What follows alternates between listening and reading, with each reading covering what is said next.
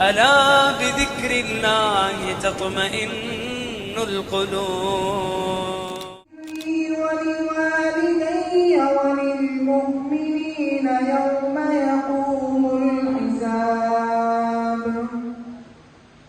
رب اجعلني مقيم الصلاة ومن ذريتي ربنا وتقبل دعاء ربنا اغفر لي ولوالدي وللمؤمنين يوم يقوم الحساب صدق الله العظيم.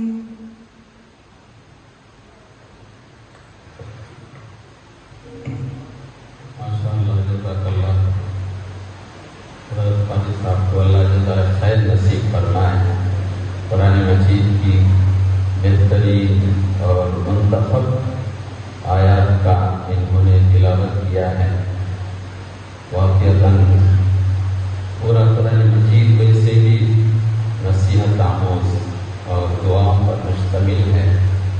یہ خاص طور پر حضرت سیدنا ابراہیم علیہ السلام کی مانگی ہوئی دعائیں ہیں. ان کو ہمیں بھی سیکھنا چاہیے، یاد کرنا چاہیے اور ان کو اپنی نمازوں کے بعد اللہ سے مانگنے کا بھی ہمیں معمول بنانا چاہیے. اللہ تعالیٰ حضرت قاری صاحب کو جزائے خیر نصیب فرمائے. آمین. اب میں اس کے بعد حضرت رسول اللہ صلی اللہ علیہ وسلم کی شان بابرکت میں نعتیہ کلام پیش کرنے کے لیے حضرت مولانا ابو سعید صاحب کو دعوت دیتا ہوں کہ وہ تشریف لائیں اور رسول اللہ صلی اللہ علیہ وسلم کی بارگاہ میں نذرانہ عقیدت پیش کرنا ہے.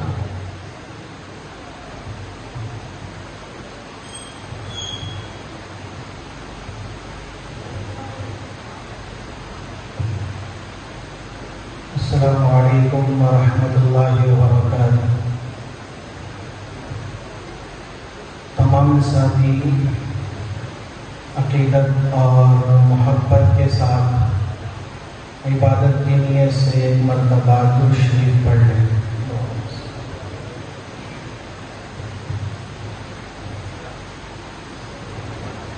نبی جی پیارے نبی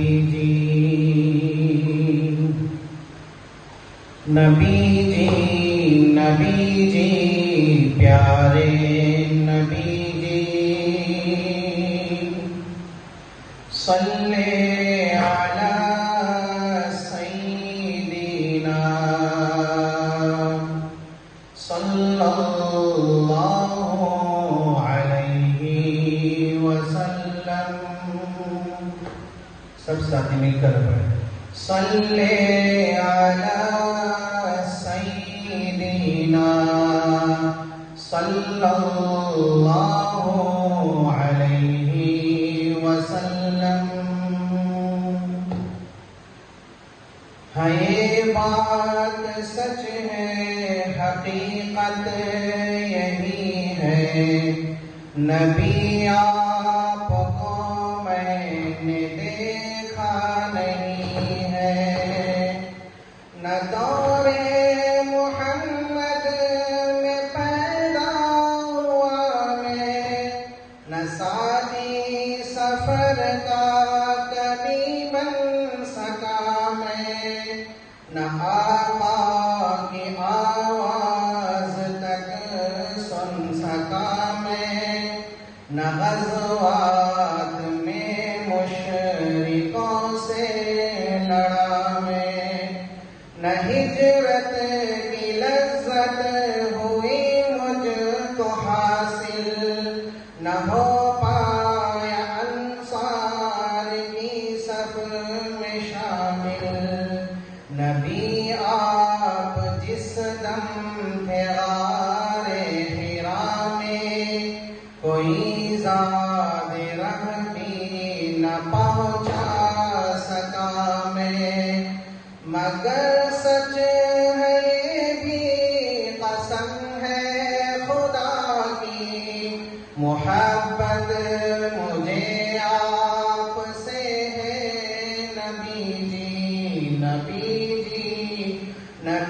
جی پیارے نبی جی، نبی جی نبی جی پیارے نبی جی، صلی علی سیدنا صلی اللہ علیہ وسلم، صلی علی سیدنا صلی اللہ علیہ وسلم۔ مجھے آپ کے گھر سے ترسے محبت، سفر سے محبت، حضر سے محبت، مجھے آپ کے ہر پہر سے محبت، ہر ایک راستے رہ گزر سے محبت، وَإِمَّا شَقُّ الْقَمَرِ سے محبت، دکن سے دہن سے نظر سے محبت، نبوت کے جس نے گواہی دیا اس گوہ سے اس حجر سے محبت، یہ بے ڈھنگ سی میری محبت کا تحفہ، یہ بے ڈھنگ سی میری محبت کا تحفہ، کیا اس کی اجابت کا ہے کوئی رستہ؟ نبی جی پیارے نبی جی، نبی جی پیارے نبی جی، صلی علی سیدنا صلی اللہ علیہ وسلم، صلی علی سیدنا صلی اللہ علیہ وسلم۔ میں آپ سب کی ترجمانی کر رہا ہوں، مگر کن الفاظ کے ساتھ؟ اشعار بہت ہی اہم ہے، توجہ چاہتا ہوں۔ نہ ابوبکر سا میں رفیق سفر ہوں، نہ عثمان و حیدر ہوں، نہ میں عمر ہوں، نہ طلحہ نہ حمزہ سعید و سعد ہوں، انس جیسا خادم نہ خالد اسد ہوں، نہ میں ابن عوف و زبیر و عبیدہ، نہ ہوں میں دجانہ معاذ و قتادہ، نہ ارقم نہ اخنس بلال اور یحییٰ، نہ مثل یسار اور یاسر نہ یعلا، میں ان سب کے قدموں کے ذروں کا ذرہ، میں ان سب کے قدموں کے ذروں کا ذرہ، مگر اے نبی آپ کا ہوں میں شیدا۔ نبی جی پیارے نبی جی، نبی جی پیارے نبی جی، سب مل کر پڑھیں۔ صلی علی سیدنا صلی اللہ علیہ وسلم۔ نبی سے محبت کا اظہار کریں، بلند آواز سے پڑھیں۔ صلی علی سیدنا صلی اللہ علیہ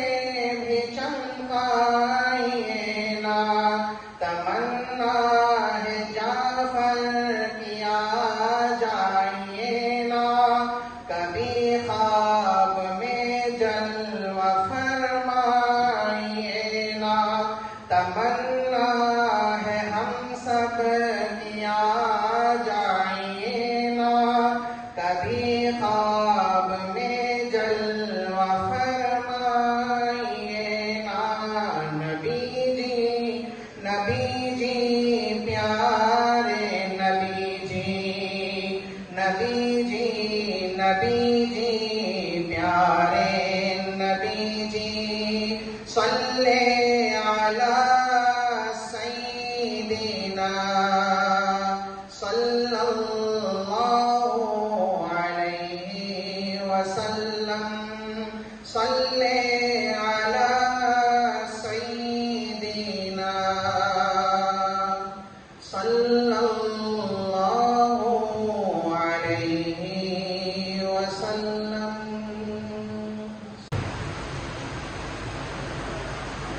بسم اللہ الرحمن الرحیم.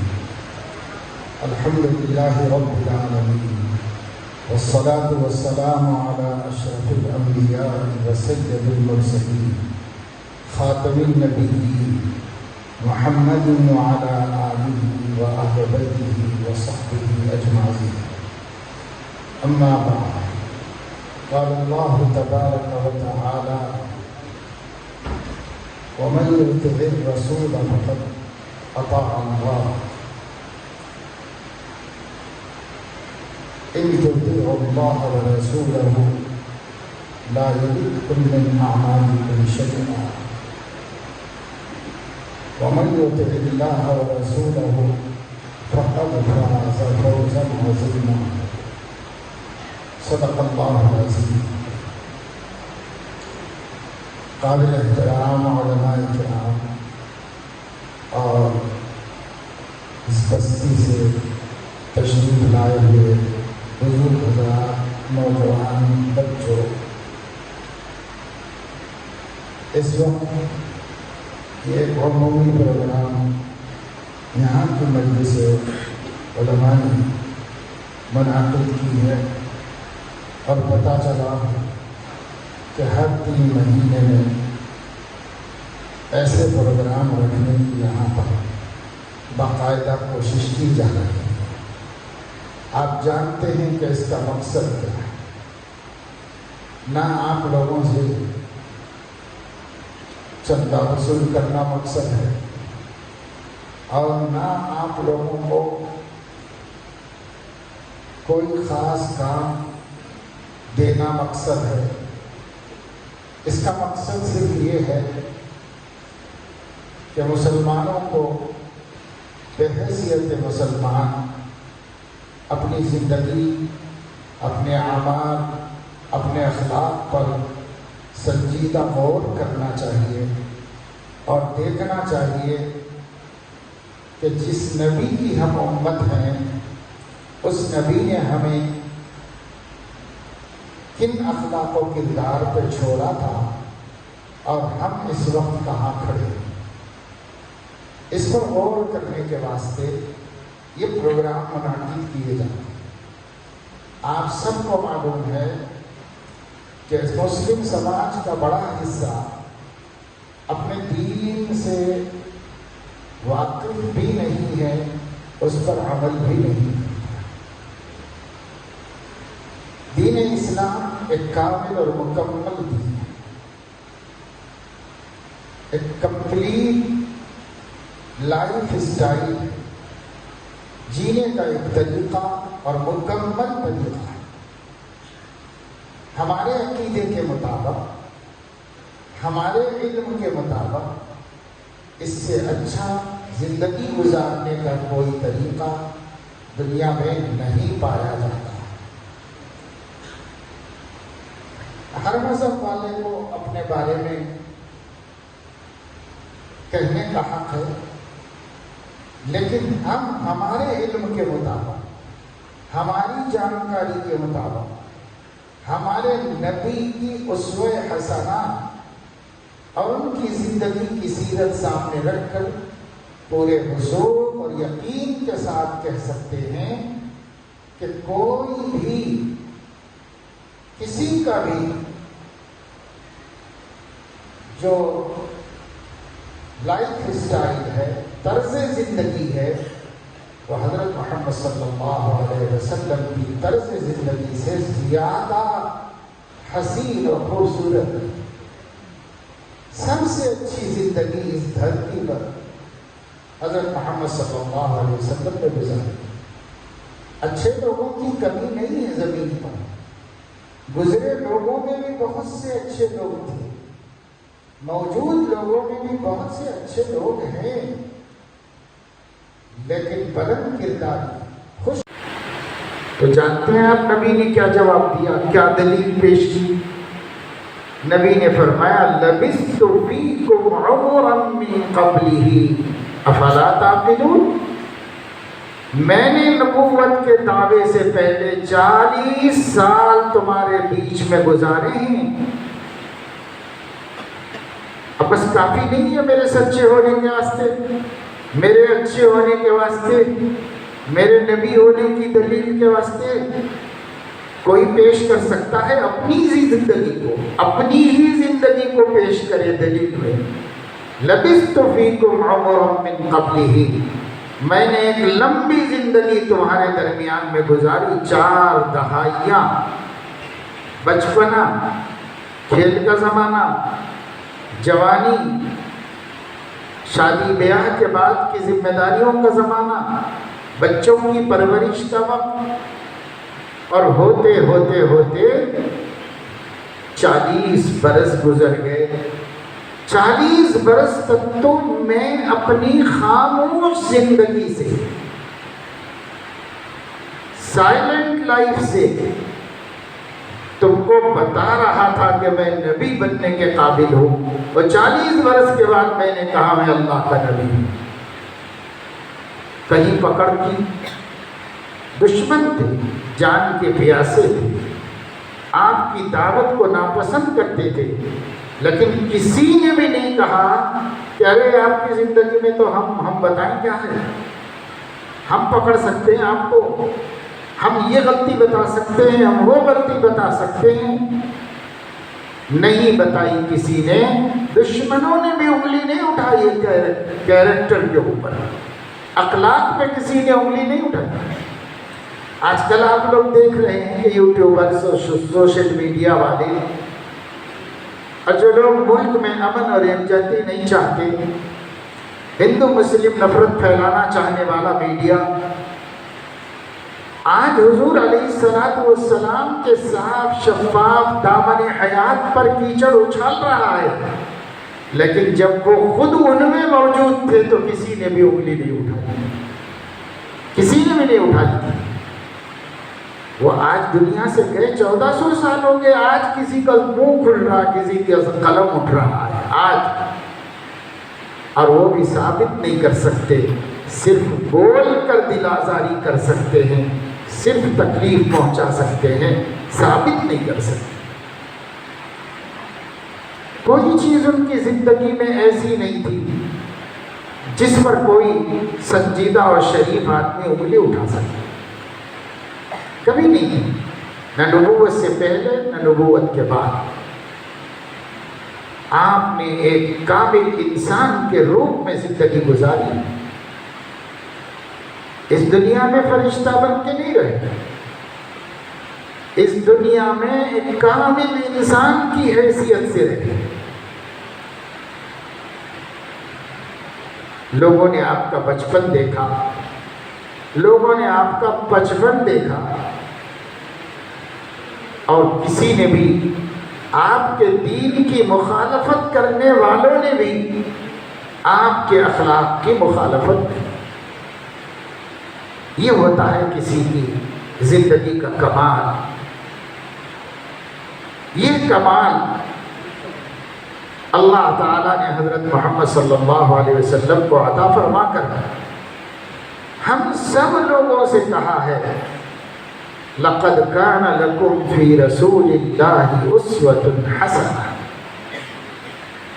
دیکھو میں نے اپنے نگرانی میں سوار کر تمہارے لیے ایک ماڈل دیا ہے، ایک آئیڈیل دیا ہے، ایک نمونہ دیا ہے۔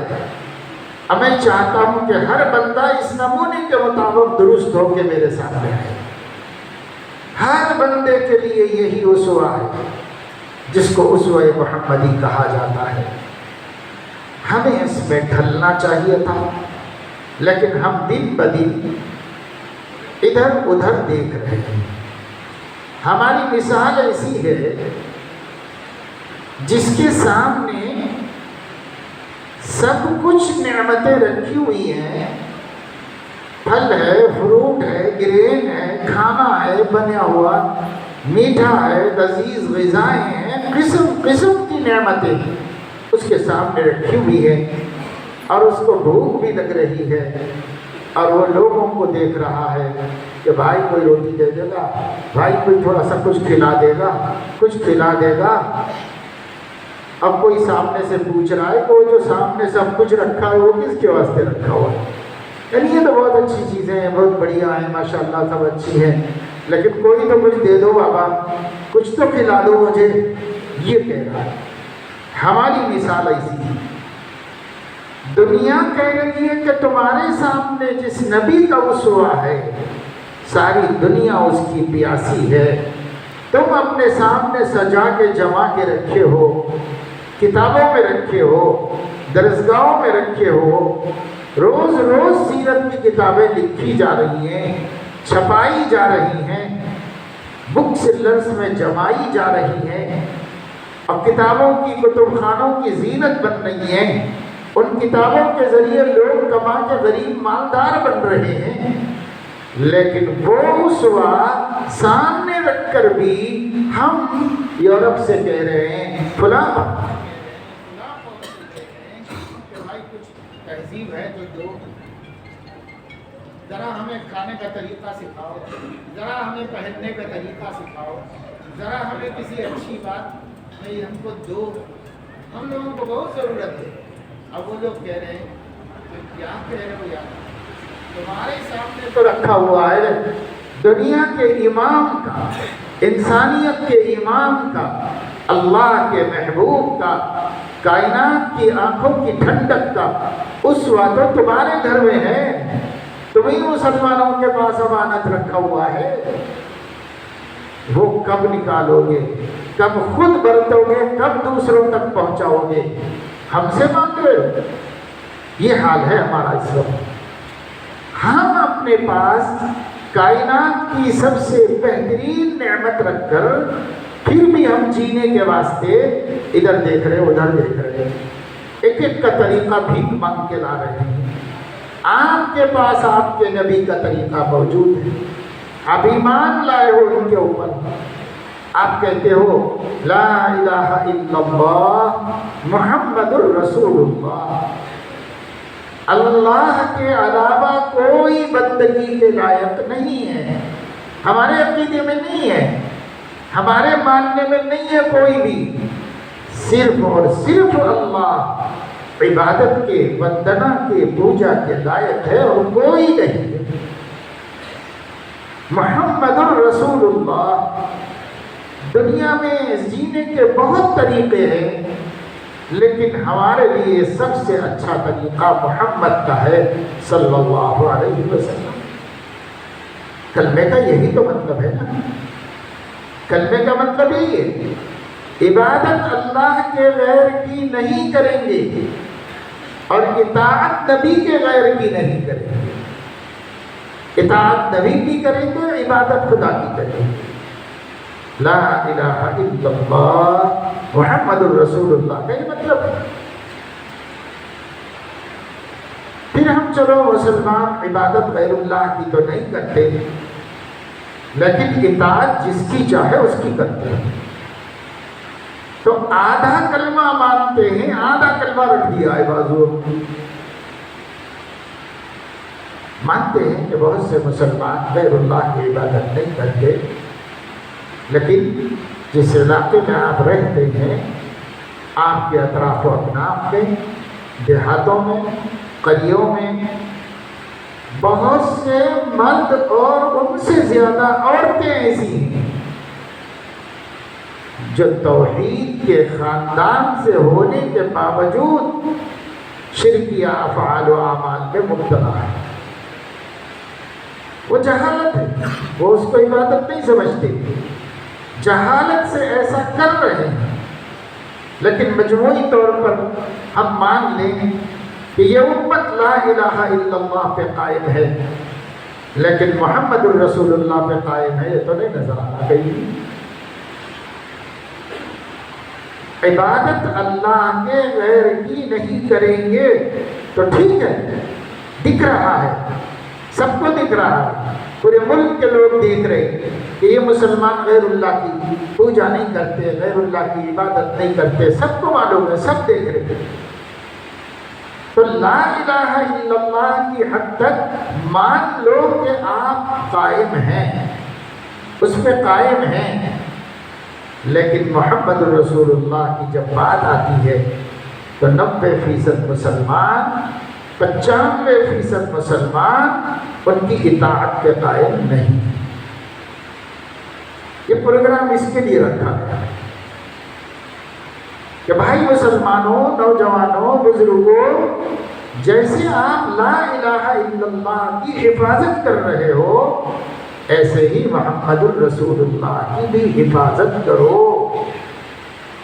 جیسے تم اس دعوے کی وجہ سے کہ ہم اللہ کے غیر کی عبادت نہیں کرتے، اپنے کو، اپنی عورتوں کو، اپنے بچوں کو غیر اللہ کی پرستش سے روک کے رکھے ہوئے ہو، بچا کے رکھے ہوئے ہو، تو وہ ٹھیک ہے، وہ آپ اس آستھا پر، اس عقیدے پر قائم ہو، لیکن کلمہ تو اس پر ختم نہیں ہو جاتا۔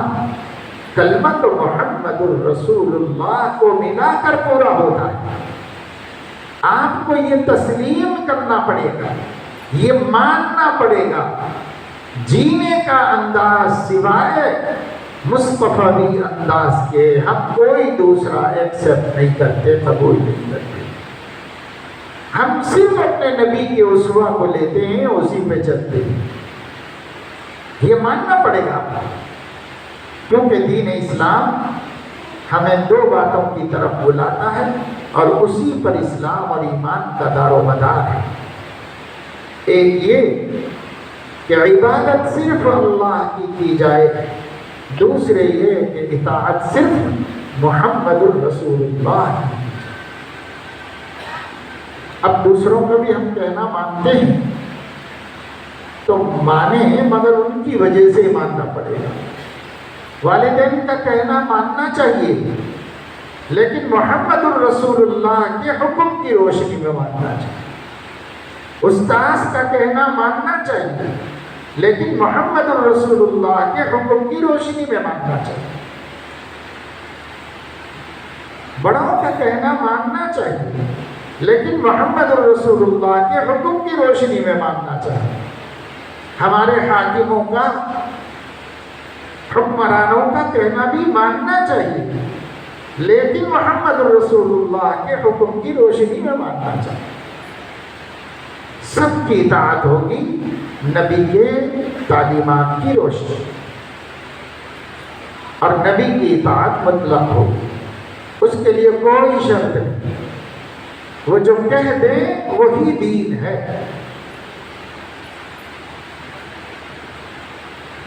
وہ جو اذن دے تو قیام ہے، وہ جو اذن دے تو قعود ہے، بنا ان کی مرضی پاک کے نہ قیام ہے نہ قعود ہے۔ صرف نبی کی چلے گی اس دنیا میں، اور نبی اللہ کی طرف سے چلاتے ہیں، تو صرف نبی کی بات ہمیں ماننا ہے، اپنے دین میں، اپنے اعمال میں، اپنے اخلاق میں نبی کی بات ماننا۔ کیونکہ ہم مسلمان ہیں تو مسلمان نے ان کی راہ چلنے کا عہد کیا ہے، مسلمان نے ان کے اسوہ حسنہ کو اپنے لیے نمونہ بنا کر مسلمان ہوا ہے، وہ وعدے کی وجہ سے ہی مسلمان ہے۔ اگر یہ عہد نہیں ہے تو مسلمان بھی نہیں ہے، اسی عہد کی وجہ سے مسلمان ہے کہ اطاعت نبی کی کروں گا، عبادت خدا کی کروں گا، اسی کی وجہ سے مسلمان ہے۔ لیکن ہم غور نہیں کر رہے اور ہم اپنی زندگی میں اس کا لحاظ نہیں رکھ رہے، اس کا خیال نہیں۔ اس کا نتیجہ یہ ہو رہا ہے کہ آج مسلم سماج ایسی برائیوں میں مبتلا ہے جس میں مسلمان تو کیا، عام آدمی بھی مبتلا ہونا پسند نہیں کرتا، کوئی بھی انسان پسند نہیں کرتا۔ نشہ مسلمانوں میں عام ہو گیا ہے، کسی بھی سماج میں ہوتا تو وہ جانتے اور ان کے ریفارمر جانتے، لیکن آپ کے سماج میں کیسے آ گیا؟ آپ کے رب نے تو حرام قرار دیا، آپ کے نبی نے تو نفرت پیدا کر دی تھی اس سے۔ اللہ تبارک و تعالی شانہ نے قرآن مجید کے اندر ارشاد فرمایا، یا ایھا الذین آمنوا انما الخمر والمیسر والانصاب والازلام رجس من عمل الشیطان فاجتنبوہ لعلکم تفلحون۔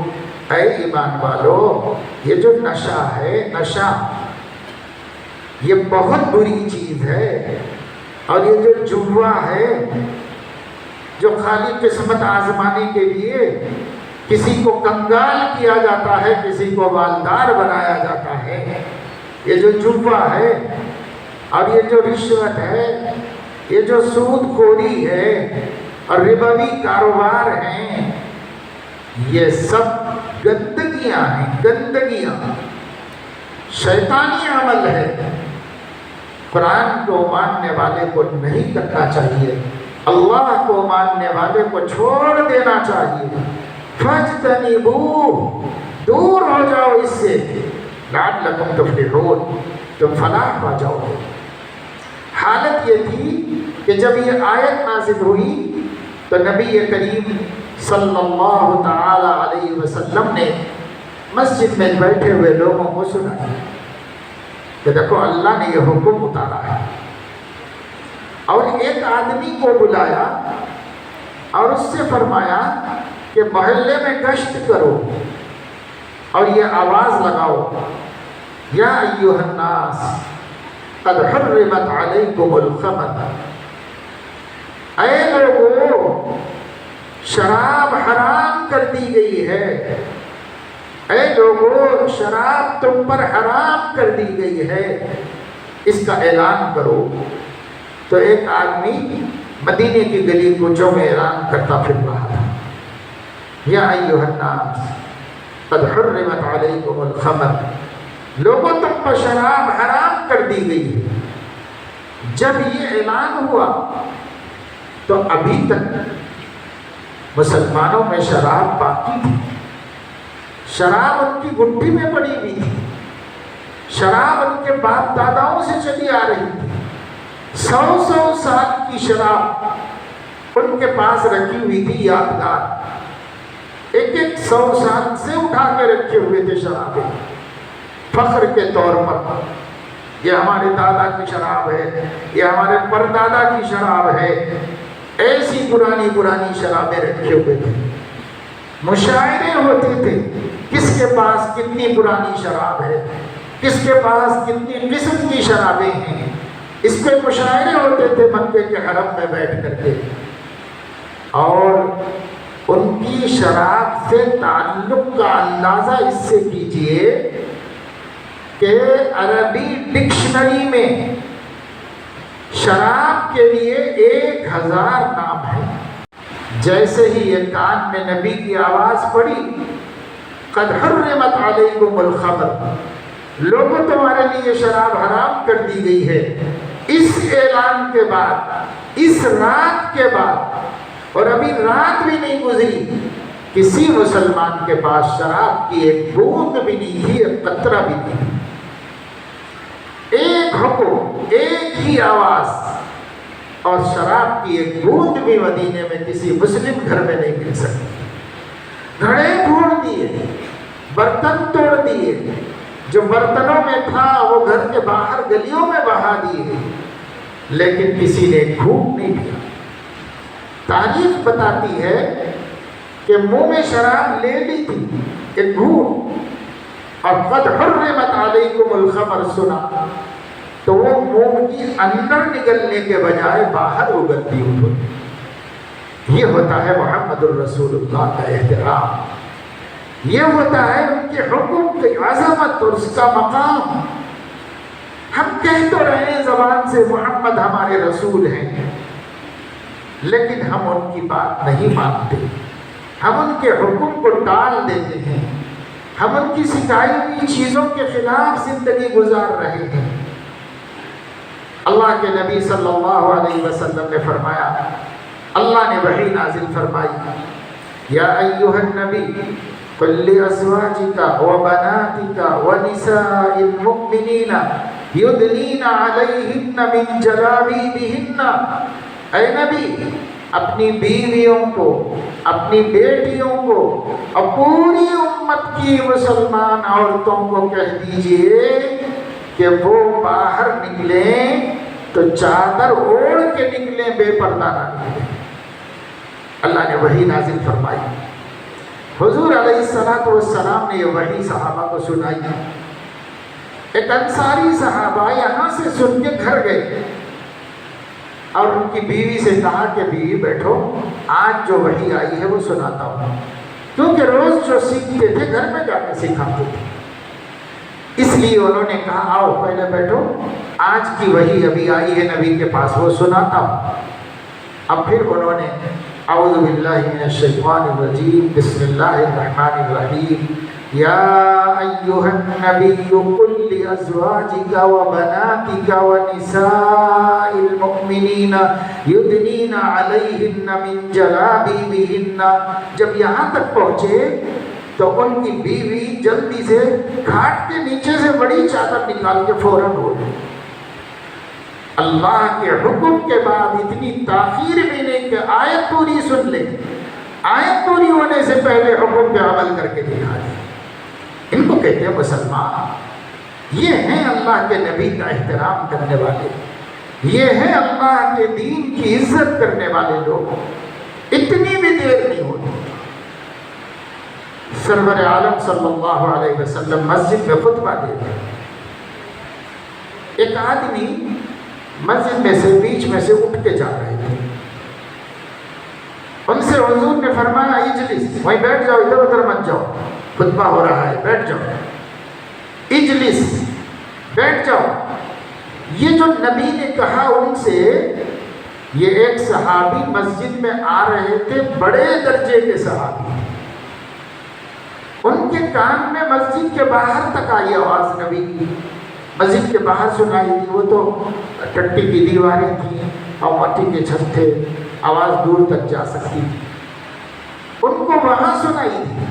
اور رستے ہی میں بیٹھ گئے، وہیں بیٹھ گئے.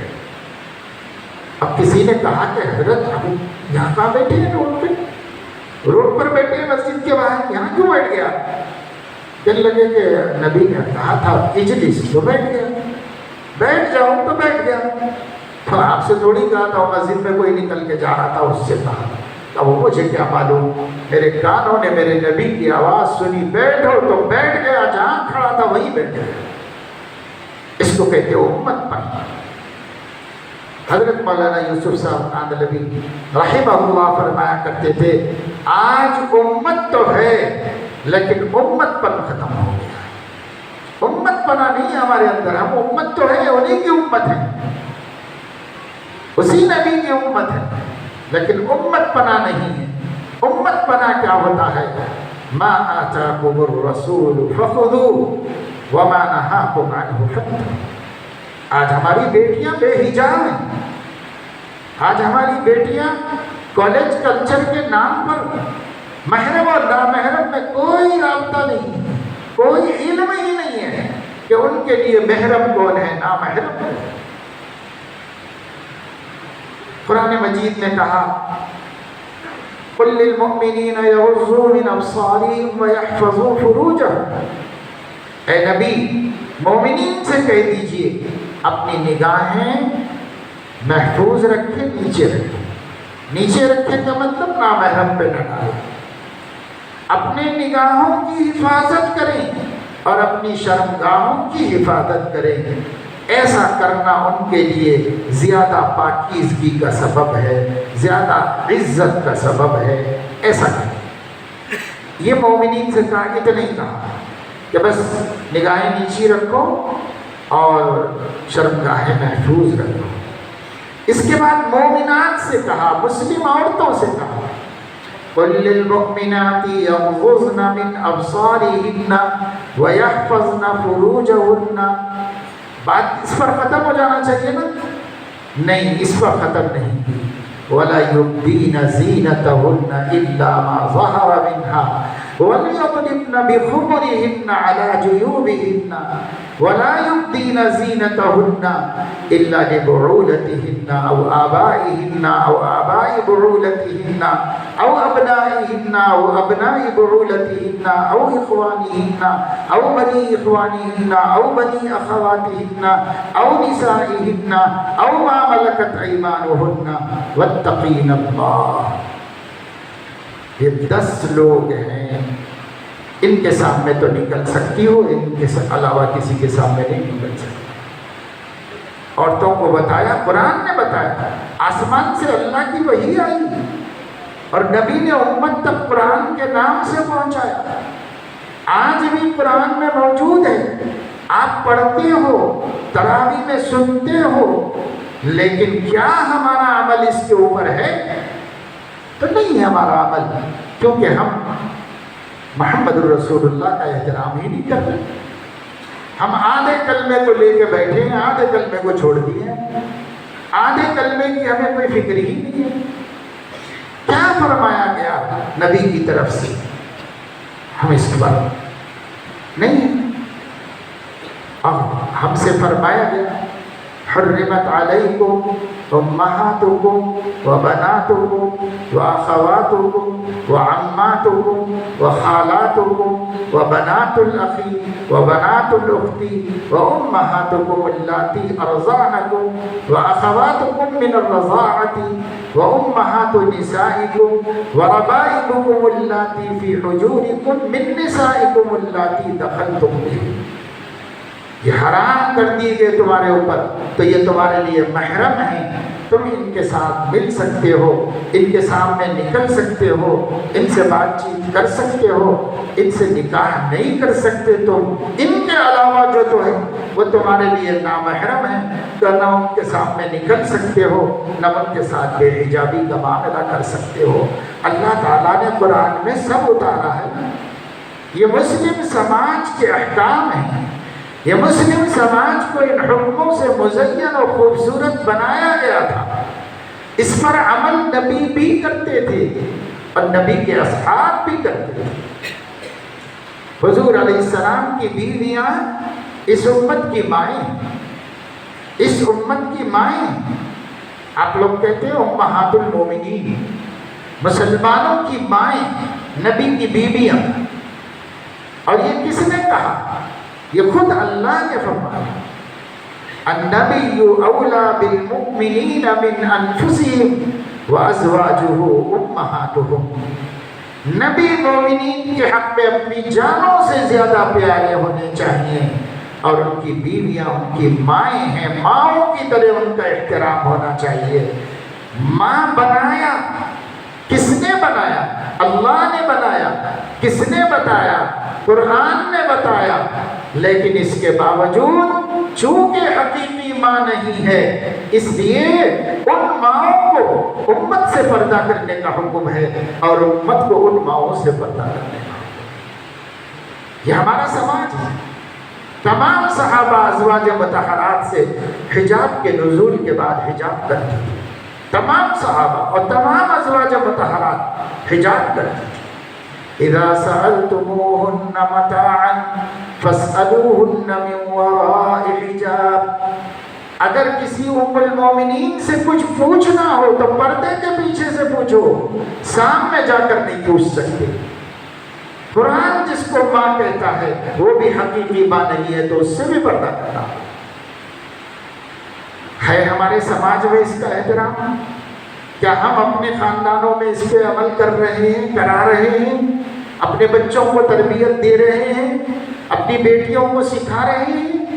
نہیں سکھا رہے ہیں، بلکہ کسی کی بیٹی کچھ اللہ رسول کی بات سے متاثر ہو کر پردہ کرنا چاہے تو پورے خاندان کے لوگ تانے دے دے کر اس کا پردہ اتروا دیں، نہیں کرنے دیں گے۔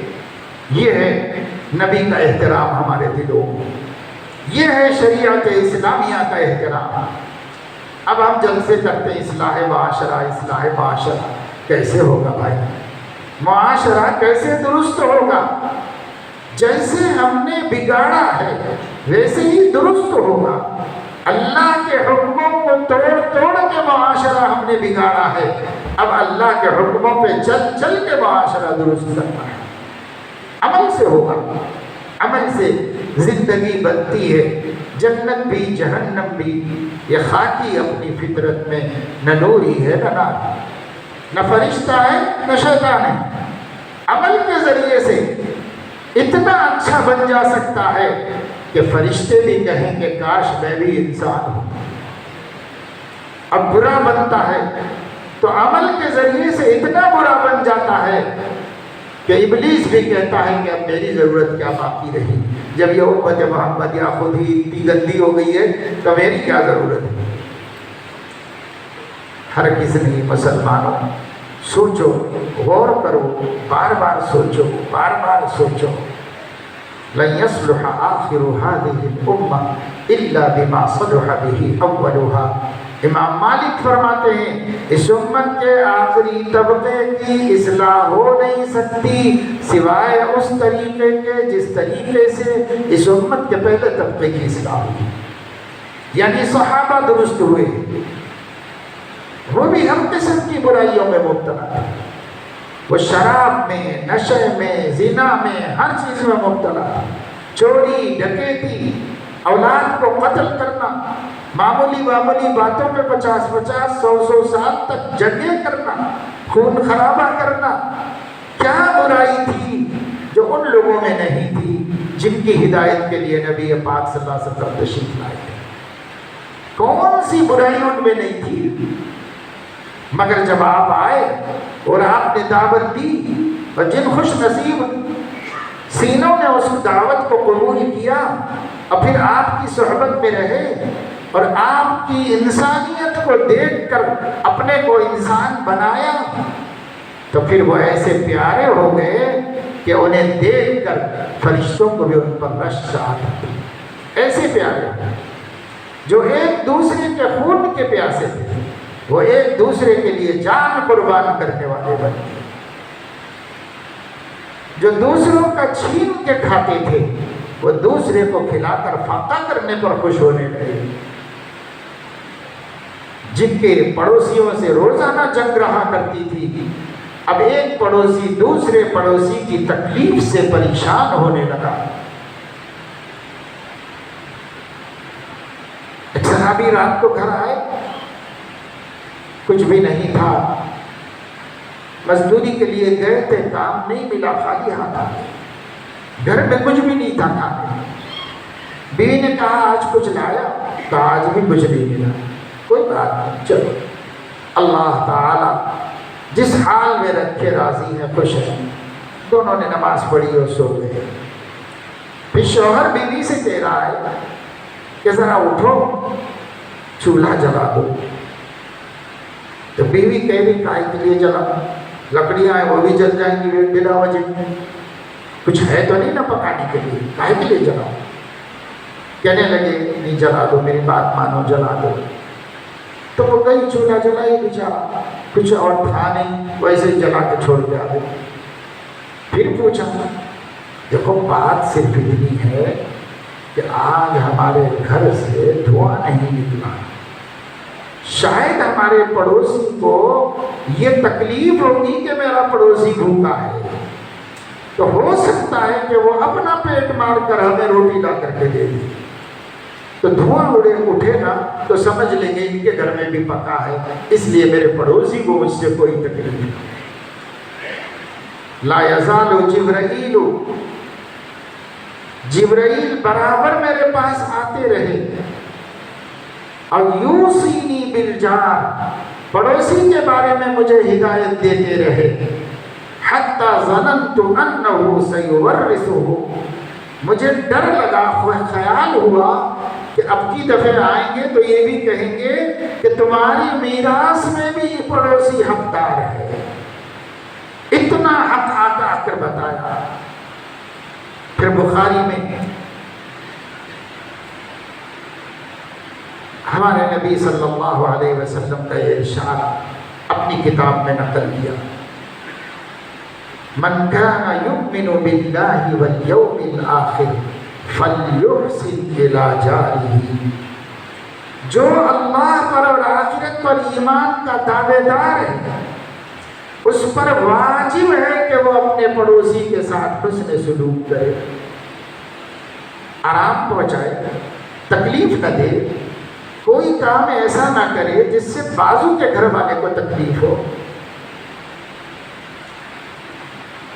ہم انگلینڈ میں تھے تو ایک چیز اچھی لگی بڑی، اور مجھے تو وہ تو اسلامی تعلیمات ہی میں سے لی گئی ہوگی۔ جس گھر میں بھی جاتا تھا وہاں دیکھتا تھا کہ اوپر جانے کے لیے جو سیڑھیاں ہوتی ہیں گھر میں، ان سیڑھیوں پر بڑی مضبوط موٹی قیمتی کارپیٹ بچھی، چاہے گھر میں نہ ہو، ڈرائنگ روم میں چاہے نہ ہو، لیکن سیڑھیوں پر برابر رہتی، ہر ایک کے گھر میں سیڑھیوں پر بہترین کارپیٹ بچھی۔ تو میں نے پوچھا کہ بھائی یہ کیا خاص بات ہے آپ لوگوں کے پاس؟ بیٹھنے کی جگہ پہ تو کوئی خاص نہیں، بعض جگہ پر ایسی چادر بچھی ہوئی تھی، لیکن اوپر جانے کے راستے میں سیڑھیوں پہ اتنی قیمتی کیوں بچھائی جاتی ہے؟ حالانکہ اس پر تو چپل جوتے کے ساتھ جاتے ہیں۔ تو انہوں نے بتایا کہ یہاں کا بلدیہ کا یہ قانون ہے، یہ اصول ہے کہ سیڑھیوں کے اوپر کارپیٹ کمپلسری ہے۔ کیوں؟ اس لیے کہ یہاں پر کنسٹرکشن میں لکڑی کا استعمال بہت ہوتا ہے، اور سب لوگ بوٹ پہنتے ہیں، جوتا پہنتے ہیں۔ اب جوتا پہن کے اوپر جائیں گے، نیچے آئیں گے تو دھم دھم کی آواز آئے گی، وہ پڑوسی کے ناک میں دم ہوگا۔ اس لیے قانون بنا دیا گیا کہ چاہے تم نیچے بیٹھو، مٹی میں بیٹھو، لیکن تمہاری سیڑھیوں پر کارپیٹ ہونا چاہیے تاکہ تمہارے بوٹ کی آواز نہ آئے اور پڑوسی کو تکلیف نہ ہو۔ یہ کس کی تعلیم ہے؟ یہ سیدنا محمد الرسول اللہ صلی اللہ علیہ وسلم کی تعلیم ہے۔ جس نے فائدہ اٹھایا تو فائدہ اٹھا لیا، ایمان نہیں لائے لیکن ان کی باتوں سے سماج میں ایک دوسرے کو فائدہ پہنچائے۔ ہم ایمان لائے مگر ان کی باتوں پر عمل کرنے کے لیے تیار ہیں۔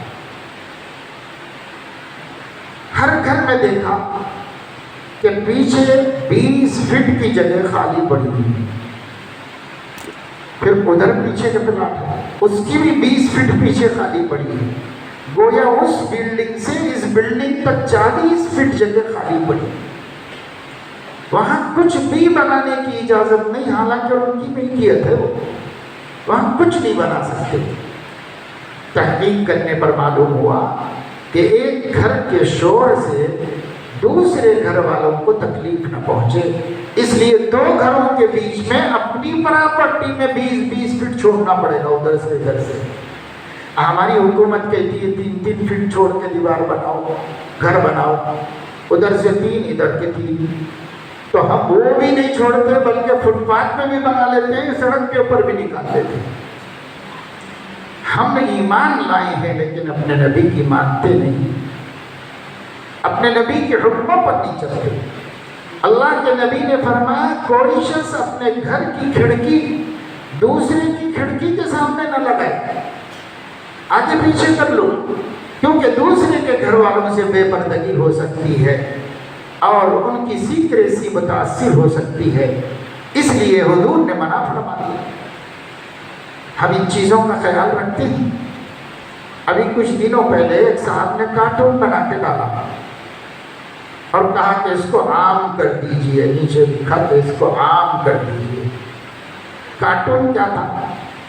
ایک صاحب نے مکان بنایا ہے، اس کے سامنے سڑک ہے اور اس کے سامنے خالی پلاٹ ہے، گھر کے بالکل روبرو خالی پلاٹ ہے، بیچ میں سڑک ہے 20 فٹ کی۔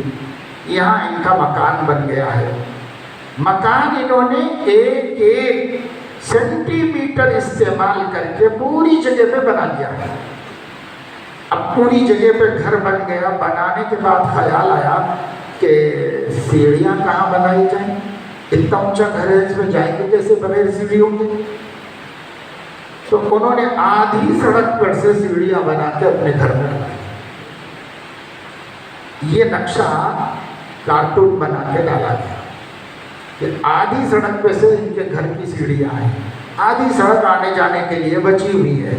سامنے بڑا پلاٹ خالی پڑا ہوا ہے اور اس پر لکھا ہوا یہ ہے, ان صاحب کے اخلاق کریمہ کی داد دیجئے.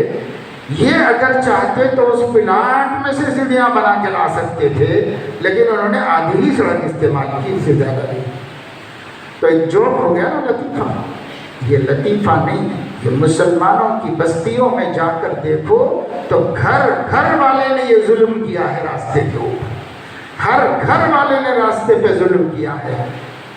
یہ اگر گورنمنٹ کا قانون نہ ہوتا تب بھی تمہارے نبی کا حکم تو ہے. تم اپنے نبی کا حکم, الایمان بضع وستون درجۃ اعلاها کلمۃ لا الہ الا اللہ وادناها اماطۃ الاذى عن الطریق. اسلام کے 70 سے 60 سے زیادہ شعبے ہیں. اس کا سب سے اعلیٰ درجہ لا الہ الا اللہ کا اقرار ہے, اور اس کا سب سے ادنا درجہ راستے سے تکلیف دینے والی چیز ہٹانا ہے. ہٹانا ایمان ہے, اور راستے میں تکلیف دہ کام کرنا, روڈ پہ سیڑھیاں بنانا, روڈ پہ اپنے حق جتانا, یہ کیا ہے وہ آپ فیصلہ کر لو.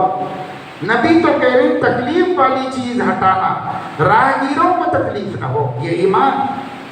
صحیح حدیث میں آیا ہے کہ ایک شخص رستے سے جا رہا تھا, وہاں پر ایک کانٹوں کی ٹہنی پڑی ہوئی تھی. اس کو خیال آیا کہ یہ ٹہنی کسی چلنے والے کو ٹھوکر نہ لگ جائے اس سے. تو اس نے اپنا اونٹ بٹھایا, اونٹ پہ سے اترا. اونٹ کو بٹھانا اٹھانا ذرا مشکل کام ہوتا ہے.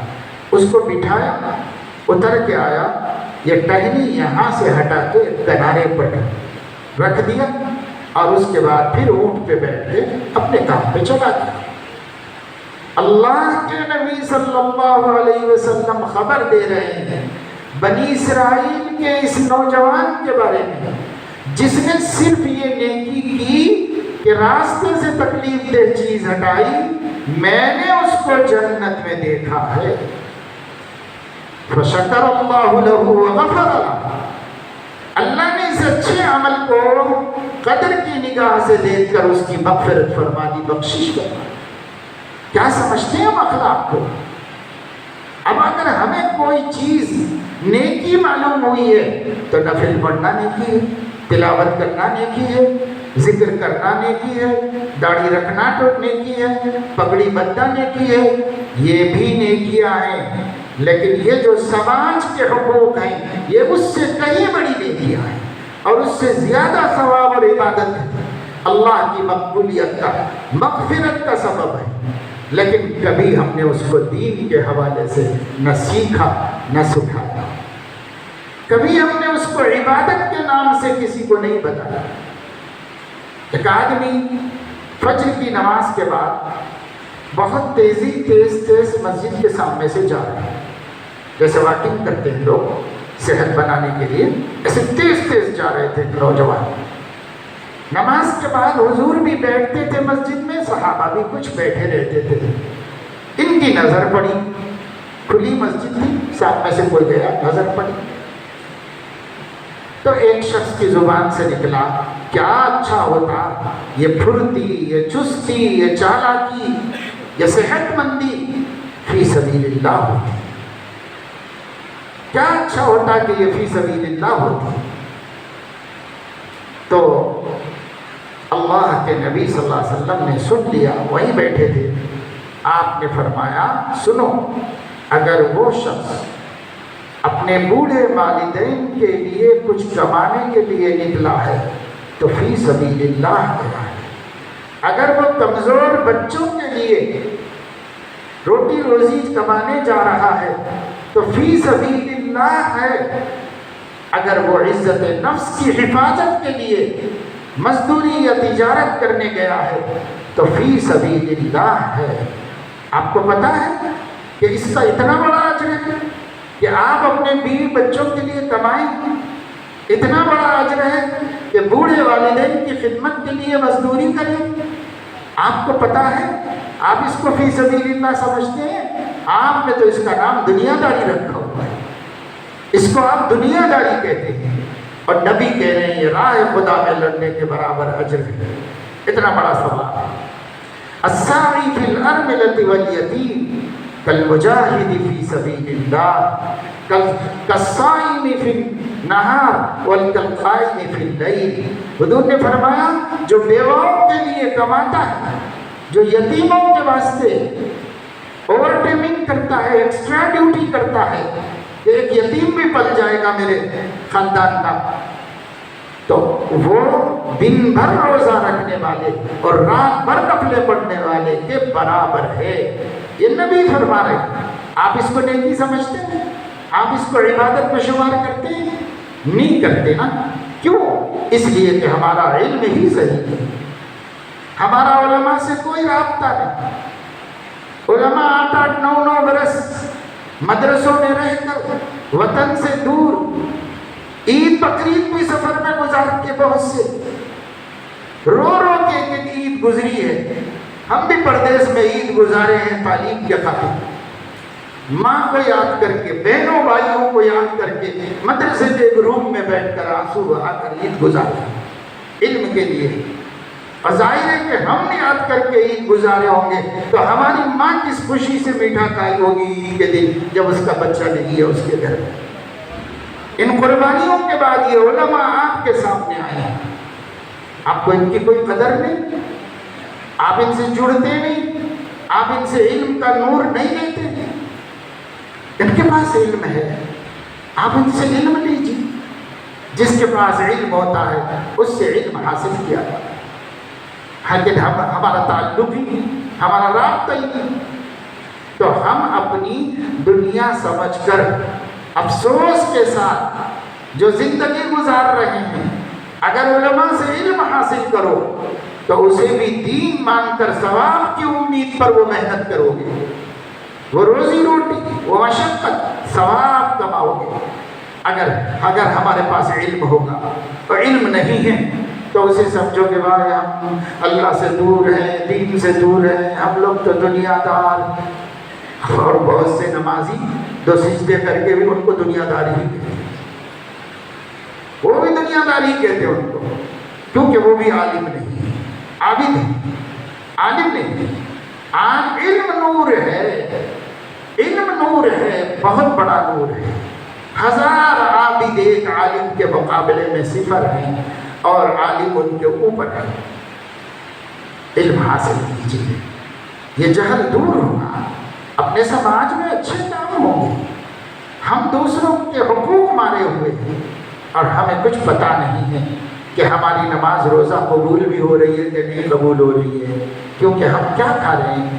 ایک لقمہ حرام کا کھا دو تو 40 دن کی عبادت نہیں قبول ہوگی. شراب کا گھونٹ پی لو تو عبادت مردود ہوگی. اور ہم پوری کی پوری میراث بھائی صاحب کی دبا کے، چھوٹے بھائیوں کو ڈرا کے، بہنوں کو ڈرا کے خود ہی ہضم کر گئے اور حج کرنے گئے ہیں، عمرہ کرنے جا رہے ہیں، مسجد میں نماز پڑھ رہے ہیں، بڑی سی داڑھی رکھے ہوئے ہیں، صف اول میں بیٹھ کے نماز پڑھ رہے ہیں، تہجد میں اٹھ رہے ہیں. او خدا کے بندے، تیرے حرام خوری کی وجہ سے اللہ تیری عبادتوں کو رد کر رہا ہے.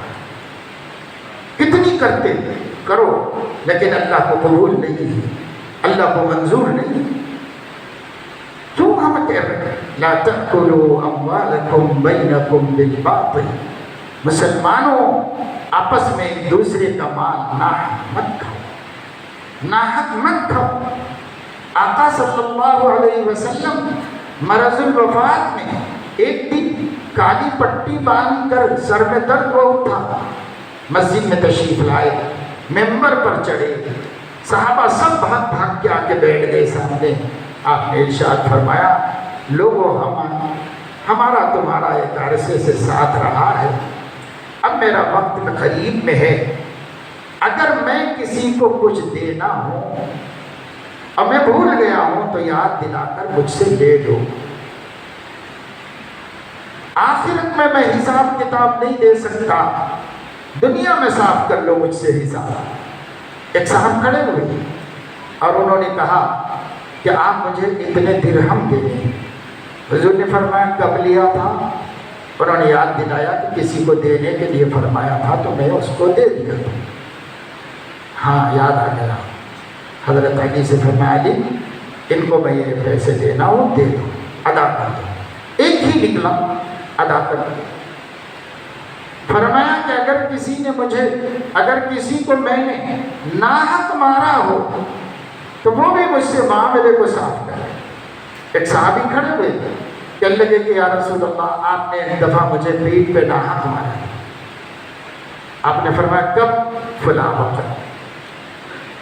آپ توجہ اور دھیان سے سنو، امام الانبیاء ہے، بعد از خدا بزرگ ہے، پوری کائنات جس کے صدقے میں بنی ہے، اس نے اپنا منہ ان کے سامنے کر دیا۔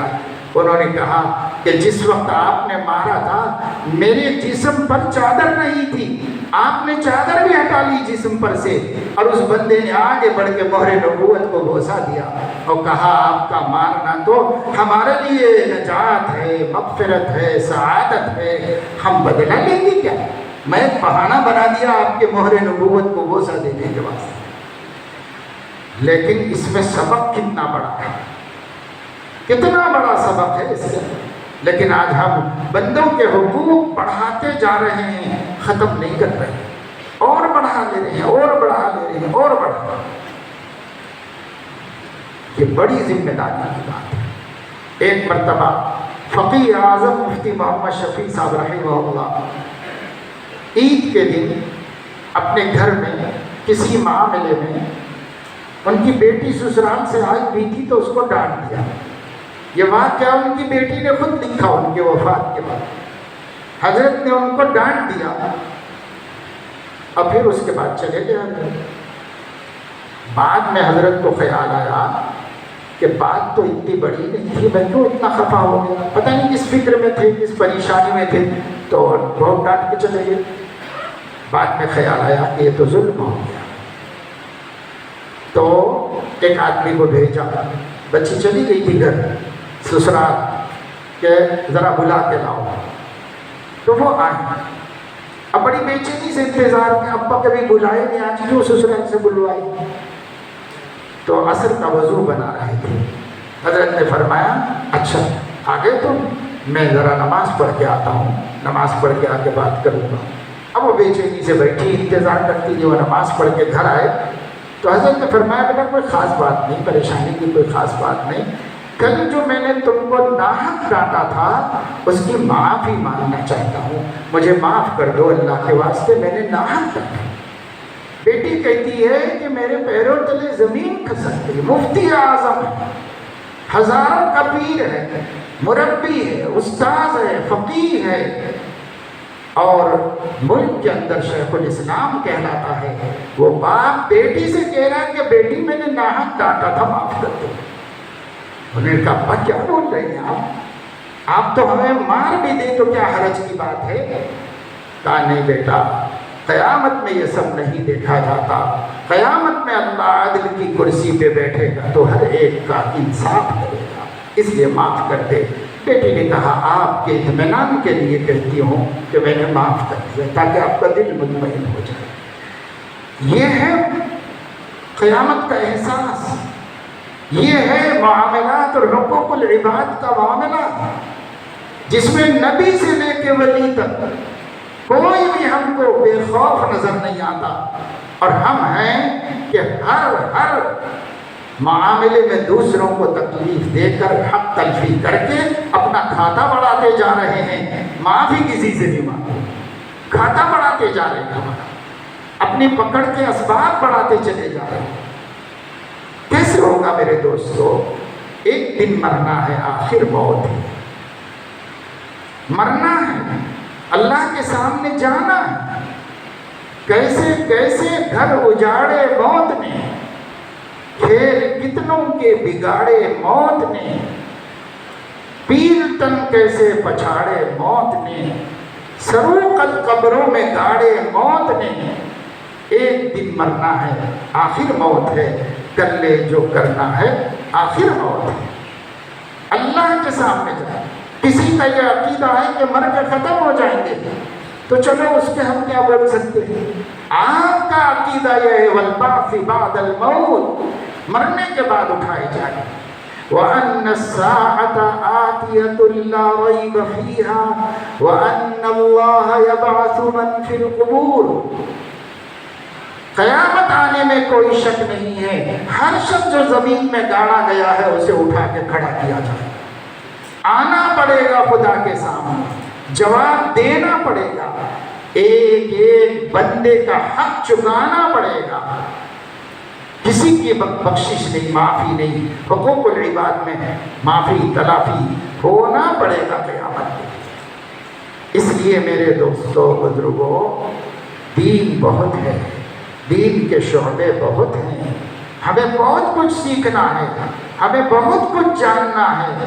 اگر ہم علماء سے قریب نہیں ہوتے، اگر ہم ان کی محفلوں میں نہیں بیٹھتے، اگر ہم ان کی باتیں غور اور دھیان سے نہیں سنتے تو ہمیں یہ سب نہیں معلوم ہوگا، اور جب نہیں معلوم ہوگا تو ہم اس کے خلاف کریں گے، اور جب اللہ کے سامنے جائیں گے تو ایک اور دفعہ زندگی نہیں ملے گی۔ ربنا ابصرنا وسمعنا فارجعنا نعمل صالحا انا موقنون۔ نہیں بھائی، اب نہیں بھیجیں گے دنیا میں پھر کوئی نہیں آئے گا۔ جتنے اب تک گئے ہیں نہیں آئے ہیں، اور ہم بھی جا کر نہیں آئیں گے، کوئی نہیں آئے گا۔ یہاں سے جانے کے بعد دفتر بند ہو جائے گا، حساب شروع ہو جائے گا، حساب شروع ہو جائے گا۔ اس لیے دوستو، اپنے گھروں کا ماحول بدلو، دین والا ماحول لاؤ، عقائد کی تعلیم کرو، بچیوں کو حیا و حجاب سکھاؤ، اپنی بیویوں کو قرآن پڑھنے اور سمجھنے کے اسباب بنواؤ علماء کے ذریعے سے۔ اپنی بستیوں میں مکاتب کے قیام کا انتظام کرو۔ بچے آپ کے ہیں اور ان کی ایمان کی فکر مولوی صاحب کریں گے۔ اپنے بچوں کی ایمان کی فکر اپنے کو نہیں ہے تو دوسرا کیا کرے گا بھائی؟ پھر بھی کر رہے ہیں علماء کچھ نہ کچھ کوششیں، مکاتب کا قیام، مدارس کا قیام۔ آپ مکتب قائم کریں۔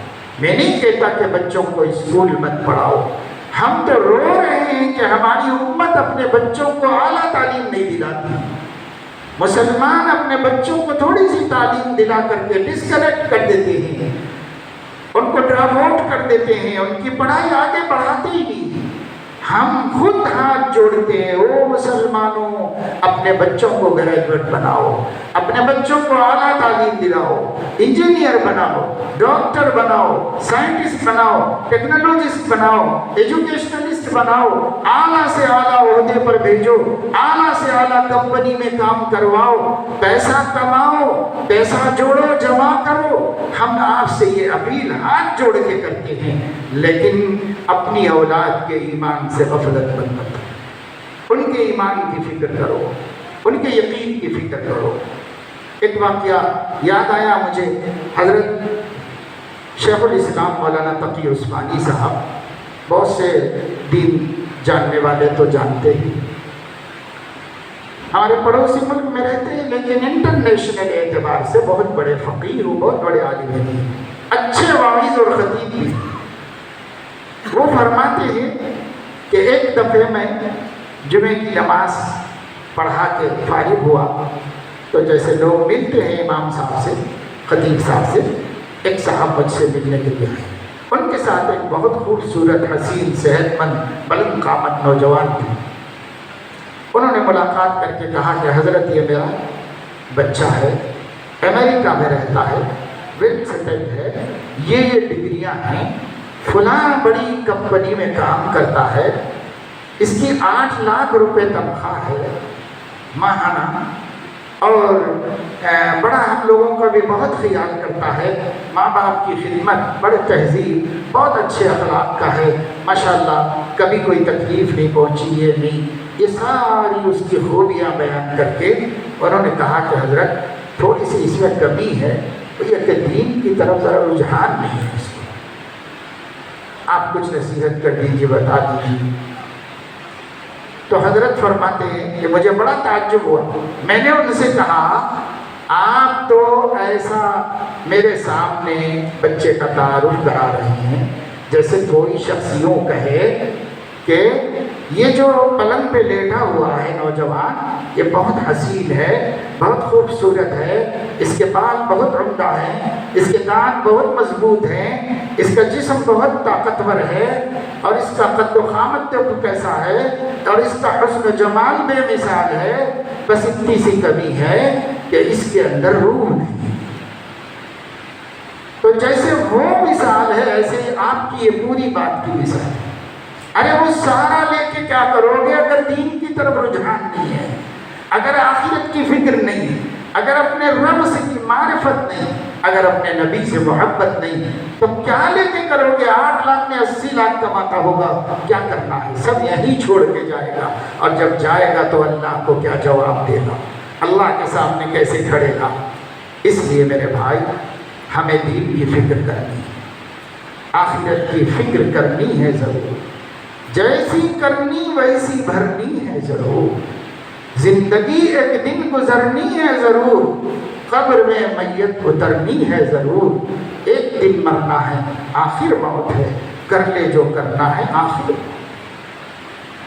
بہت غفلت میں ہے اس وقت مسلمان، بدلنا پڑے گا، بدلیے اپنے آپ کو۔ اتنا ساری کوشش کی گئی اور اتنے دن سے محنت کی گئی، اور ماشاءاللہ اتنا بڑا مجمع یہاں پر آیا ہے، یہ مجمع کو تو دیکھ کے مجھے لگ رہا ہے کہ یہ دین پسند مجمع ہے، انہیں کچھ نہ کچھ دین کی فکر ہے، یہ نمازی ہے، اسے آخرت کا احساس ہے۔ یہ مجمع یہ کوئی خراب مجمع نہیں ہے، لیکن میرے دوستو آپ میں سے ہر ایک کے دوستوں میں، ہر ایک کے رشتہ داروں میں، ہر ایک کے محلے میں ایسے لوگ موجود ہیں جن کو اذان سے مطلب نہیں، نماز سے مطلب نہیں، حیا و حجاب سے مطلب نہیں، حلال و حرام سے مطلب نہیں، کسی عالم سے مطلب نہیں، کسی جلسے سے کوئی تعلق نہیں، کسی پروگرام میں شرکت نہیں، گندگیوں میں مبتلا ہے، زنا ہے، نشہ ہے، کیا کیا ہے اس میں مبتلا۔ ایسے ہر جگہ لوگ ہیں۔ آپ کا اتنا بڑا مسئلہ نہیں ہے، جن کو آپ چھوڑ کے آئے ہیں ان کا مسئلہ ہے، آپ ان کی فکر کیجئے، آپ ان کو اپنے ساتھ دیجئے، آپ ان کو لے کر مسجد جائیے، آپ ان کو لے کر محفلوں میں جائیے، آپ ان کو سمجھا بجھا کر، چائے پلا کر اور اپنے گھر میں کھانا کھلا کر علماء کے قریب کیجئے، آخرت کا فکر دلائیے، موت کا احساس دلائیے۔ آپ کی اتنی مجھے فکر نہیں ہے جتنی آپ جن کو چھوڑ کے آئے ہیں ان کی فکر ہے، ان کی فکر کیجئے۔ آپ کچھ نہ کچھ، کوئی دعوت و تبلیغ سے جڑا ہوگا، کوئی علماء سے جڑا ہوگا، کوئی نمازی تو ہوگا، کسی کو حلال و حرام کی تمیز ہے، آپ کے سر پہ ٹوپیاں ہیں، آپ کے چہروں پہ داڑیاں نظر آ رہی ہیں، آپ تو اتنے قابل رحم نہیں ہیں۔ اللہ کا شکر ہے کہ اس دور میں پھر بھی آپ کو دین کی فکر ہے، اور یہی فکر آپ کو گھر سے نکال کے یہاں لا کر بٹھا دی ہے۔ یہ فکر، اس کی قدر کرو، اس میں اضافہ کرو، اور اس سے اللہ نے جب تک یہ احساس دیا ہوا ہے ہدایت کی امید باقی ہے، اگر یہ احساس اللہ چھین لے گا تو پھر وائے ناکامی متاع کارواں جاتا رہا، اور کارواں کے دل سے احساس زیاں جاتا رہا۔ جس دن اللہ دین کا احساس اور آخرت کا احساس ہمارے دلوں میں سے نکال دے گا اور بے فکر و غافل کر دے گا، سمجھ لو کہ اس دن اللہ نے اپنی حفاظت کے باہر پھینک دیا ہے، پھر کوئی بچنا مشکل ہے۔ مرتد ہوگا، ملحد ہوگا، اور کس گڑھے میں گر کے مرے گا اللہ بہتر جانے۔ اس لیے جب تک یہ احساس جاگا ہوا ہے، جب تک آپ میں یہ شعور موجود ہے، جب تک آپ اللہ کو اور اس کے رسول کو مانتے ہیں اور ان کی محبت ہے، ان کے سامنے اپنے گناہوں کی وجہ سے شرمندہ ہیں، تو سمجھو کہ ہدایت کا رشتہ جڑا ہوا ہے، ہم بھی ولایت صدیقیت تک پہنچنے کے امکانات ہمارے اندر موجود ہیں۔ اگر یہ احساس ختم ہو گیا تو پھر بہت، لیکن آپ کے اس مجمع کو کہا جا رہا ہے کہ راجم پیٹ میں 30% مسلم ہیں۔ یہ 30% مسلم تو نہیں ہے، یہ 2%، 1% مسلم ہیں جو یہاں پر آئے ہیں۔ ایک بڑا طبقہ ہے جس کو معلوم نہیں ہوا ہوگا، ایک اور بہت بڑا طبقہ ایسا ہو سکتا ہے جو مصروف ہوگا، کسی وجہ سے نہیں آ سکا ہوگا، لیکن اس کو بھی ملا لو تو 10% آپ کے جیسے ہیں، 90% کے سینوں میں سے یہ احساس بھی ختم ہو گیا۔ کون ان کی فکر کرے گا؟ اپنی امت کی بیٹیاں کیا حال ہو رہا ہے، اپنے امت کے جوان کیسے آوارہ ہو رہے ہیں، اور کیسے ان کی زندگیاں لغو لایانی میں نہیں، معاصی اور گناہوں میں گزر رہی ہیں۔ کون ان کی فکر کرے گا؟ کیا یہ ہمارا خون نہیں ہے؟ کیا یہ ہمارے جسم کا حصہ نہیں ہے؟ مسلمان تو مسلمان کے حق میں ایک جسم کی طرح ہے، اس لیے ان کی فکر آپ کی ذمہ داری ہے۔ آپ آئے، آپ کو اللہ جزائے خیر عطا فرمائے، آپ کو اللہ تبارک و تعالی شانہ مزید دین سے قریب فرمائے، ہم سب کو، کہنے والے کو، سننے والوں کو، سب کو اللہ تعالیٰ نے توفیق عطا فرمائے، اور ہمیں اس کے ساتھ ساتھ اس کی بھی فکر عطا فرما دے کہ جو اللہ سے دور ہیں اور جو دین سے غافل ہیں ان پر ہم محنت کریں گے، ان کا ذہن بنائیں گے، اور انہیں بھی دین کے قریب اور اللہ کے قریب لانے کی جد و جہد کریں گے، کوشش کریں گے، اچھا انسان بننے میں ان کی مدد کریں گے، اور ہم ان کو اپنے نبی کے خلق سے خود بھی آراستہ ہوں گے اور اپنی پوری امت کو آراستہ کریں گے۔ اس ارادے کے ساتھ، اس عزم کے ساتھ یہاں سے تشریف لے جائیں گے تو انشاءاللہ کام ہوگا، ورنہ سننا سنانا تو میرے دوستوں چل ہی رہا ہے، چلتا رہے گا۔ اس سننے سنانے کے بعد انقلاب اور تبدیلی کا آنا، یہ سننے کا نافع ہونا ہے، اور اگر تبدیلی نہ آئے تو یہ سننا نافع نہیں ہوا۔ تھوڑی دیر کے لیے دل میں کچھ بہار ایمان آئی، پھر بجھ گئی اور ختم ہو گئی، ایسا نہیں ہونا چاہیے۔ اللہ تعالیٰ اپنے فضل و کرم سے توفیق عمل نصیب فرمائے، منتظمہ کو جزائے خیر عطا فرمائے، مجلس العلماء والائمہ جو کچھ امت کے لیے جد و جہد کر رہی ہے، اللہ اس میں اخلاص نصیب فرمائے اور اس میں اپنی قدرت سے کامیابی مقدر فرمائے۔ آمین وآخر دعوانا ان الحمدللہ رب العالمین۔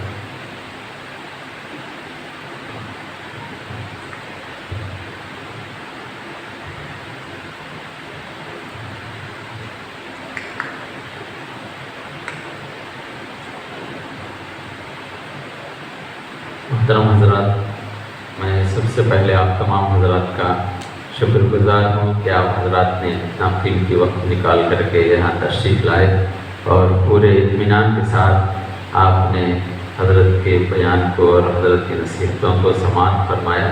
اللہ تعالیٰ حضرات کو جزائے خیر نصیب فرمائے۔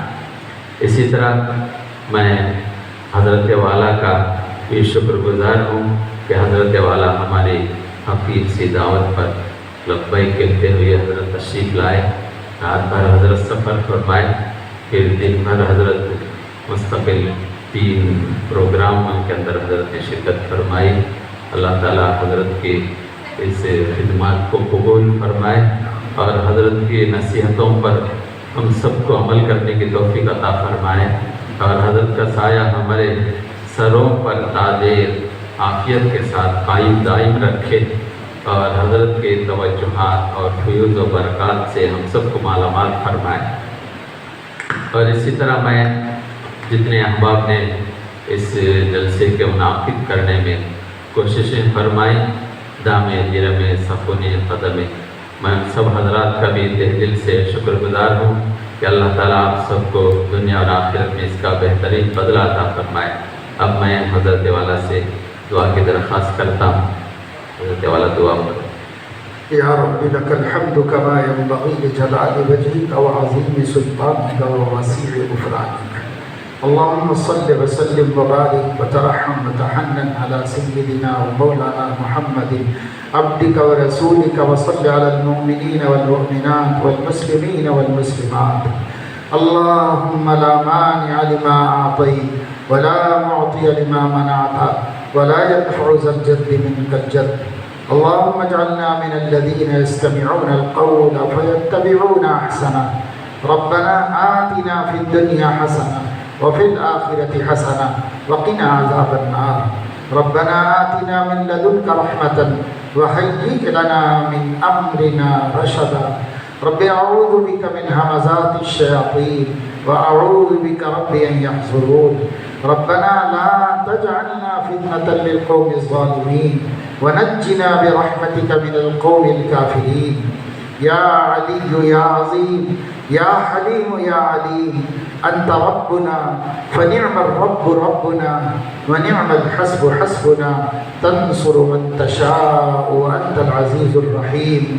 اللهم حبب إلينا الإيمان وزينه في قلوبنا وكره إلينا الكفر والفسوق والعصيان. اللهم اجعلنا من الراشدين، اللهم اجعلنا من التوابين، واجعلنا من المتطهرين، واجعلنا من عبادك الصالحين، واجعلنا من الذين لا خوف عليهم ولا هم يحزنون. اللهم اجعلنا من الذين يستمعون القول فيتبعون أحسنه. اللهم ربنا ولا تحمل علينا إصرا كما حملته على الذين من قبلنا. ربنا ولا تحملنا ما لا طاقة لنا به، واعف عنا واغفر لنا وارحمنا، أنت مولانا فانصرنا على القوم الكافرين. اللہ پاک اپنے کرم سے ہمارے گناہوں کو معاف فرما، تمام خطاؤں لغزشوں کو درگزر فرما، ہم سب کو صراط مستقیم پر استقامت نصیب فرما، اہل السنت والجماعت کے عقائد پر ثبات اور اسی پر ممات مقدر فرما۔ اے مولا اپنے کرم سے ہر فتنے سے، ہر فرقے سے، ہر گمراہی کی دعوت سے ہماری اور پوری ملت کی حفاظت فرما۔ اے مولا کریم کرم کا، رحم کا، عفو کا، عافیت کا اور نصرت کا معاملہ فرما۔ اللہ پاک اس ملک میں امن و امان کو مقدر فرما، سارے عالم میں ظالم کے ظلم سے مظلوموں کی نجات فرما اور ان کی حفاظت فرما۔ اے مولا کریم ہمارے اس ملک میں امن پسندوں کو، برابری کرنے والوں کو، نابرابری کو ناپسند رکھنے والوں کو غلبہ اور تسلط عطا فرما، اور ملک میں بدامنی، فساد، بے چینی چاہنے والوں کے غلبے سے اس ملک کی حفاظت فرما، اس ملک کے شہریوں کی حفاظت فرما۔ اللہ پاک ہر طرح کے خیر کو مقدر فرما، ہر شر سے، ہر فتنے سے، ہر آزمائش سے، ہر فساد سے اے اللہ ہماری بستیوں کو محفوظ و مامون فرما۔ اے مولا کریم امن کا فائدہ اٹھاتے ہوئے دین پر جمنے اور دین کو پھیلانے کی توفیق عطا فرما۔ اے مولا کریم ہم لوگوں کو قرآن صحیح پڑھنا سیکھنے کی اور سیکھ کر پڑھنے کی اور پڑھ کر سمجھنے کی توفیق عطا فرما۔ اے مولا کریم اپنے حبیب کی سچی محبت نصیب فرما۔ اللہ پاک اپنی ذات کی معرفت خود سیکھنے اور اپنے بچوں کو سکھانے کی توفیق عطا فرما۔ اے مولا کریم جو دین کی محنتیں ہو رہی ہیں، جس شکل میں بھی ہو رہی ہیں، ان میں اخلاص پیدا فرما اور اس میں قبولیت کی شان پیدا فرما اور اس کے بہتر نتائج ملت اسلامیہ میں پیدا فرما۔ اے مولا کریم ان علماء کرام نے جو امت مسلمہ کے لیے خصوصی کوشش کی، عمومی کوشش کی، مستورات کے لیے کوشش کی، اللہ پاک جو جو کام ہوا ہے اسے اپنے کرم سے شرف قبول عطا فرما۔ اے پاک ایک پاک پروردگار اپنے کرم سے ان کوششوں میں برکت نصیب فرما، اس سلسلے کو اتحاد و اتفاق سے آگے بڑھنے اور قائم رہنے میں میری مدد فرما۔ اے مولا کریم پوری بستی پر دین کا، علم کا، عمل کا، تقوی کا نور عام فرما۔ اے اللہ ہر ظلمت سے اور ہر اندھیرے سے ہمارے قلوب کی حفاظت فرما۔ اے مولا کریم حاضرین کے جملہ مقاصد حسنہ کی تکمیل فرما، جملہ پریشانیوں کو اپنے کرم سے دور فرما۔ وصلی اللہ تعالی علی خیر خلقہ سیدنا و حبیبنا محمد وعلی آلہ و اہل بیتہ و صحبہ اجمعین۔ سبحان ربک رب العزت عما یصفون وسلام علی المرسلین والحمد للہ رب العالمین۔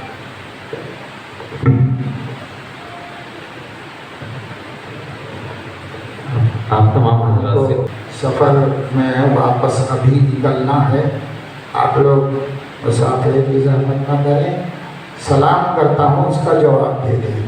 السلام علیکم ورحمۃ اللہ وبرکاتہ۔ محترم حضرات، یہیں پر نماز کا انتظام کیا گیا ہے، آپ تمام حضرات سارے ساتھی